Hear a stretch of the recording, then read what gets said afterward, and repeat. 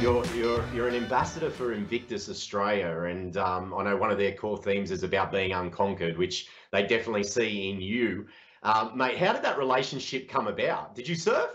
Yeah, look, no, I didn't serve, and so it was a real honour from that. They reached out to me, and I sort of said to them, you know, I haven't served before, don't you? But they saw my journey, and it was to them. It showed the healing power of sport and the healing power of the community. There was a feature article that was ran in the Weekend a few years ago, or maybe last year, and it talked a lot about my journey. It was the first time I talked about my challenges in my early 20s. And I Right. think they saw that as those, apart from my disability, I had those challenges, and then sport helped me heal those things. And I think for a lot of people that have served that have acquired a disability or an illness, sport is a real big part of them healing and reintegrating with the community.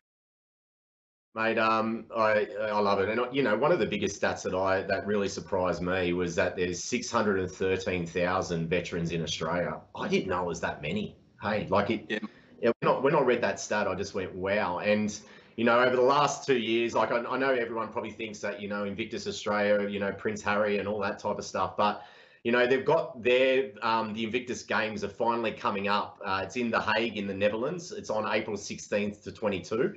And it's been 2 years in the hiatus because of everything that's been going on with COVID. But this must give everyone and all those veterans, but even people like in sport, that extra lift. Because when it was here in Sydney, it was just incredible, the vibe around it. You must be getting pretty excited by it as well. yeah, absolutely. Mate, it's a great opportunity. We've got 32 athletes representing Australia, but it's not just about those 32 athletes. It's every day people that have served playing sport, um, using that to help each other and also help themselves, healing their bodies, but also healing their mind and their soul. So it's a great movement. It's really beautiful, and all the athletes and the ex-service people that I've dealt with, they just find so much connection in the sport, and that's what they talk about a lot. Is it's about rejoining that community for them when they leave services. And like a lot of these return veterans, they've either got injuries themselves or disabilities now, or mental scars and wounds. And it's not just them that are impacted; it's also their families and their friends and everyone else that surrounds it. So, if you want to get involved with Invictus Australia, how can people support Invictus Australia, mate? Look, the best way people can get involved is to donate. Absolutely, I mean, funding is required to be able to create these opportunities for people. The other way that people can get involved is just get in, like, to volunteer, and get involved. And I think you're going to talk about this, but the 0600 campaign that's Yeah, coming up in May.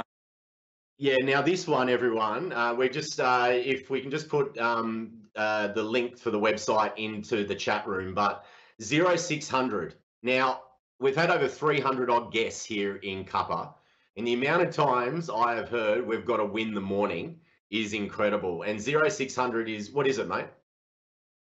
Yeah, so it's just a challenge basically. So you get up 60600, like people would in the military. I'm sure they get up a lot earlier than that. I do, but 0600 is get up with the sunrise.